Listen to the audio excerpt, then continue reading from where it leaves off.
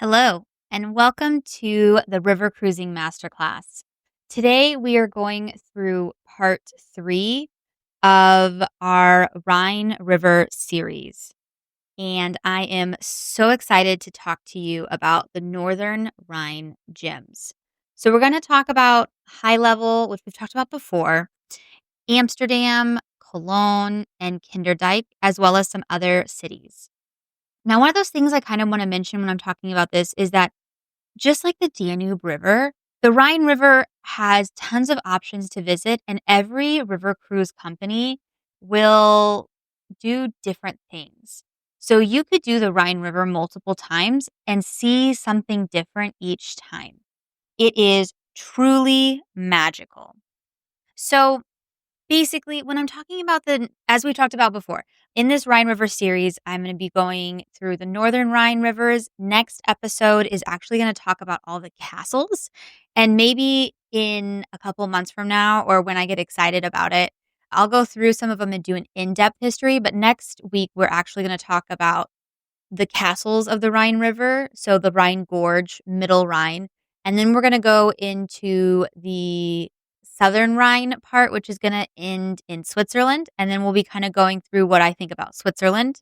And so that's kind of this series. But let's get into these Northern Rhine gems. Am I right? Like, that's what you're here for. So, we're going to be talking about the Netherlands and Western Germany, and it's often a starting or ending point for Rhine rivers. I will tell you personally, I prefer to start in uh, Switzerland because you're going to follow the actual path of the river. So, you're going to go downstream versus upstream. And that's just easier so you don't have to hear the engine as much. So, if that's something that concerns you, I definitely recommend looking at that when you're looking at all the rivers. So, for the Danube, you're going to want to start in Budapest.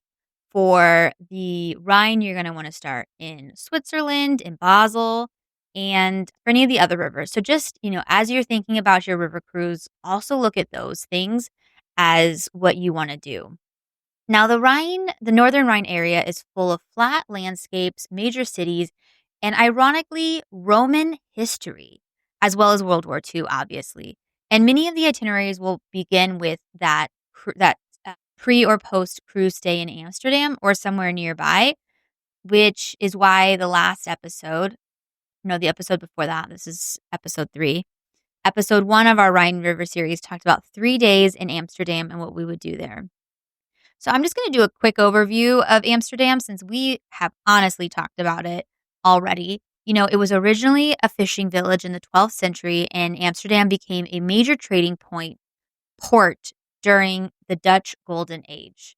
You can do canal cruise, classic, candlelight, private, small group, however you want to do it. And it's a great way to see those 17th century canals, which is actually a UNESCO World Heritage Site. For museum, you can do the Rijksmuseum Museum and see the Night Watch, the Van Gogh. The Anne Frank House is definitely a top 10 recommended sort of area that you're going to want to go. In terms of markets, you could go to the Foodhallen or the Albert Cups, which is going to have those local snacks, cheeses, bitterballens, and then you also have the flower market if you're going to be going in tulip season, which again, I totally recommend. I accidentally just hit mute on the here. So definitely, if you're wanting to be a little bit more adventurous, you could try the raw herring from a street stand. I recommend the Stroop waffles. If you're looking for something amazing, if there's a line, go for it. Like, it's going to be amazing. The Dutch pancakes and the local beers, you have the Heineken or the Brilrisch. If you want to be adventurous or, as I say, dangerous, you can rent a bike. You can also join a guided tour, Dutch style.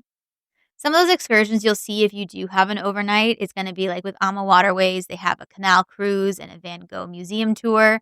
And then an additional tour that you can pay for on Viking is going to include like a guided walking tour of the Jordan district, which is a really popular shopping, tourism, and foodie area, as well as the Anne Frank House. And that would be a great way to see the Anne Frank House without having to wake up at 2 a.m. to reserve tickets 6 weeks before you go. So just a thought for that front.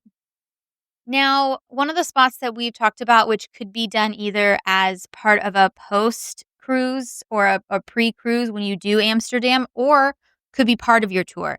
Because not all of the river cruise companies actually, or the cruise itineraries stop in Kinderdijk, which is going to be your windmills and your Dutch engineer genius. And this was built in the mid 18th century to pump water and prevent flooding in the Alabaster Ward holder. It is also a UNESCO World Heritage Site.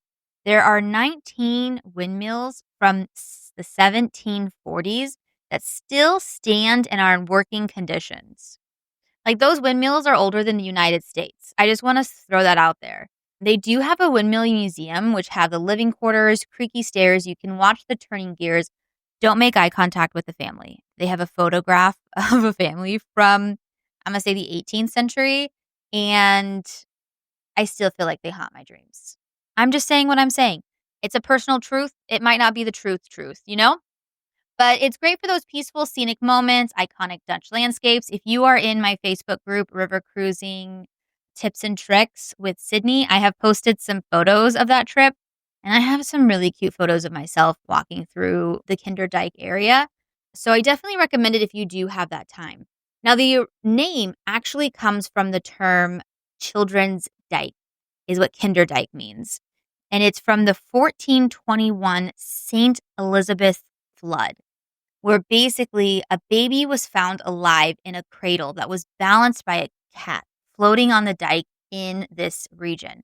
So basically, the only thing keeping the baby quiet and floating was the cat going back and forth and back and forth. And so that's just honestly something I find really interesting. And so that's how it got its name today. If you go to the windmills, you will actually see that cradle in the marshlands there. If you want to try some local cheeses, I definitely recommend it. My mom and I purchased a cheese platter thing, and we had cheese that was like 5, 10, 15, and 20 years old. And just learning about the differences and what they taste like is really interesting. Now, I am lactose intolerant, so did we enjoy it after the fact? No. But in the moment, it was delicious. Uh, So on the waterways, if you do pick a cruise that goes through that area, you can do a windmill hike or maybe even a canal boat ride. And then Riviera River Cruises does have a windmill tour as well as a water management museum visit. So if that's something you're interested in, it's definitely there and available for you. And any of the river cruises that stop in Kinderdijk will have that option for you. Another option on this Northern Rhine area is going to be Cologne.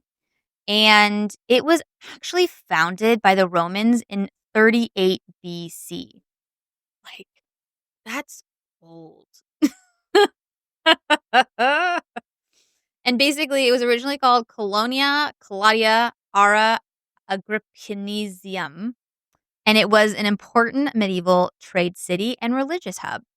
And it still has some of those pieces. Like, it does have near the Cologne Cathedral, the Roman archway that you can see. I don't think it's from 38 BC, but it is also pretty old. Now, the Cologne Cathedral is an absolutely gorgeous piece of artwork. Like, the amount of things that you can see there, what it can do, how you can do it is just outstanding. However, it took 632 years to complete. It is the tallest twin-spired church in the world. And if you want to have your calves screaming at you for the next 3 to 5 days, you can climb the 533 steps to view from the top. When we were there, it was Easter. And so we actually were able to see Easter Mass in the Cologne Cathedral. And that was really unique and something that I will cherish forever. Another thing that you can do in the Cologne Cathedral is it has relics from the Three Wise Men. And so you can visit that and really feel that close to history. So if that is something you are interested in, if you have ever if you are very religious, if that is something that is interesting to you, it is something that's really cool. I will tell you that, you can do, anyways, I think it's a really cool, one of our guides, I don't know how true it is, You can actually, I think it's like 5,000 euros. You can get your name on the Cologne Cathedral because they're constantly working on updating it. I will have to look back at my photos to see how legitimate that is, but you did see everyone's names on it, and I don't quote me on how much it costs to get your name on the church, though. I feel like with inflation, it's more. Now, you do have, like, the Old Town area is cobblestone lanes, it's beautiful, colorful riverfront buildings, and it's a buzzing square. Our river cruise let us out walking distance from the cathedral, like, we could see it from our cruise ship. Now that's not always the possibility. Some of the cruise ships do have to park a little further out because there's only so many spots available, but you are still gonna be close and you're able to either walk or they'll have a quick, like, 3-minute shuttle to get there. Nothing is crazy far. They are also famous for their cloche beer, which is a light ale served in small glasses. It's gonna be like 8 ounces, and the local tradition is that you keep serving until you place a coaster on top of your glass. So they'll continue to fill it and they'll just do a mark on your coaster, and that's how they count how many beers that you had. They do this so that you can have cold, refreshing beer versus it getting stale if you're drinking too slow, which has never been my problem, but if it is, that's a great way to kind of, see it that way. Some of the other places you can stop when you're in Cologne is going to be the From Hamdam, the Peters Brachhaus, and the Sion Cloche. So those are going to be some of those beer stops that you can do.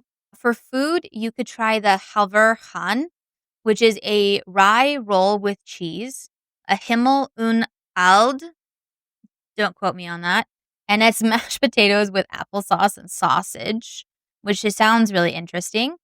And for some excursion examples, if you're going to be on a river cruise, you have with biking the Cologne Cathedral and Old Town walking tour with a cloche tasting, so you can do some beer tasting. With scenic, they also have a guided World War II focused city walk and a chocolate museum tour. So there is a ton of history that I honestly haven't mentioned here about World War II and Cologne because it was definitely one of those areas that was heavily impacted. The cathedral had some serious bombing damage as well as almost the entire city. I will tell you we did a Viking cruise when I did this one, and they had an option to go to these palaces outside of the city, and they were beautiful palaces. I think it was called the Braun Palace. But with the amount of limited time that you have available to you in Cologne, I would recommend just staying in the city center and exploring that area because there is a lot to see, and you'll definitely miss it if you're not doing those pieces of it. So definitely look out for that. Now, some of these ports that I'm going to be talking about next are going to be more of the smaller ports. So, Cologne is going to be seen on almost every single Rhine River cruise just because of its historical significance with the cathedral and things of that nature. But something that is right next to it, Dusseldorf, is not as popular, but it is known for its fashion and finance and was completely rebuilt in style after World War II. The Cologne Cathedral, which I know I butchered that, is known for its luxury shopping area, which is something that my mom would sign up for in a heartbeat. And the Alastad, which is the Old Town, is actually known as one of the longest pubs because it has over 260 bars and pubs in that small little Old Town area. Which, if my dad was still alive, that'd be the only way I'd convince him to go on this trip. If you are wanting to try something while you're there, try the alt beer or at the Jurgen or the Fuschen breweries. And if you're into art, definitely recommend doing the K20 for your modernist or the K21 for contemporary works if you like to look at that art scene and things of that nature. It is a really pretty city, and so I definitely recommend visiting Dusseldorf. Another city that you might want to think about is Utrecht, which is actually a city of canals and culture, and it is founded as a Roman fort. This is part of the Netherlands, and it's kind of like a more relaxed version of Amsterdam. So it's going to have some of those similar feels without as many tourists. So if you are someone who's like, too many tourists, I prefer to do like the cities that people haven't heard of before, kind of exploring the unknown, you might want to try looking for a river cruise itinerary that visits Ultrich. It also has the Dom Tower, which is the tallest in Netherlands. It does not have as many steps as the Cologne Cathedral, but it has 465 steps that you can climb. It does have a two-level canal system with a historic wharfside cafes and cellars. So basically what that means is like you will have 2 levels and a canal in between and being able to be at like the waterfront levels on both sides. It's really interesting. It has a famous museum. It's called the Museum Spielklock, and it is self-playing musical instruments. And if you have some kids, this would be a super fun and interactive museum for you to head out to if that is something that you're interested in. Now, some of those things, again, as we've talked about, is some of those bonus ports, right? So we talked about 2, and we're gonna go into a couple of others right here, is we have Arnhem, which is actually a World War II site for the Operation Market Garden, and it has the Airborne Museum at Hartjesten, which is one of those where it has all of the things that were used for World War II in terms of, like, the airborne part of it. It also has the Netherlands Open Air Museum with historical buildings and live demonstrations, and so this museum is actually going to have, like, it's gonna have trains, cars, different types of buildings, things of that nature that were relocated and moved here. If you're looking for some interesting food, you can try the pannenkoeken, which is gonna be similar to those Dutch pancakes. Now, an interesting thing that you can try there also is Indonesian Rechefstvels, and that is gonna be influenced by the colonial history, so they do have some, interesting history that way, and it's an interesting fusion, as you will call it. Again, I apologize in advance for butchering all these words or past. Another city that you might see in terms of, like, the Netherlands side of it is Nijmegen. Nijmegen. This is actually the oldest city in the Netherlands, and it was founded by the Romans. They do have the Valkhof Park and Museum for the ruins and religious history in this area, where you'll learn about what the Romans did at that time, how they influenced the region, and grew this area into the city that it is today. You also have the Lang Hesselstad, which is actually going to be the oldest shopping street, cafes, and city artisan shops in the Netherlands.